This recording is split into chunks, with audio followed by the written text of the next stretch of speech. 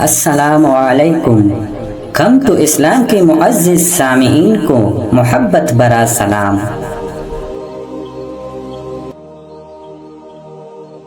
نبی کریم صلی اللہ علیہ وسلم نے فرمایا کہ ہر نبی کو ایسے ایسے معجزات عطا کیے گئے کہ انہیں دیکھ کر لوگ ان پر ایمان لائے۔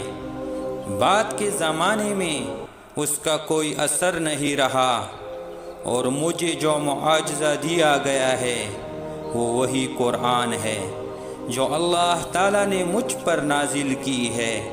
اس کا اثر قیامت تک باقی رہے گا، اسی لیے مجھے امید ہے کہ قیامت کے دن میرے تابع فرمان لوگ دوسرے پیغمبروں کے تابع فرمانوں سے زیادہ ہوں گے۔